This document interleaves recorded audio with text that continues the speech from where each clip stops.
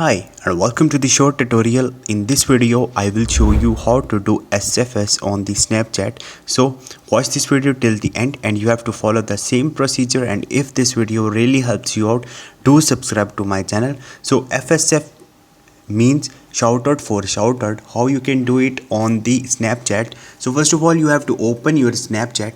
Now you have to click a picture.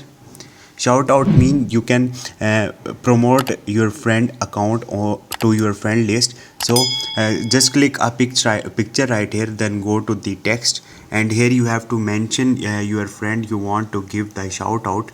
And once you will do it, click on the send to and share it on your story. So once you will do it, your friend will same do with you, and in this way you can do SFS on the Snapchat. Hope this video will helpful for you. If you have any question, you can ask me in the comment section, and don't forget to subscribe my channel. Thank you.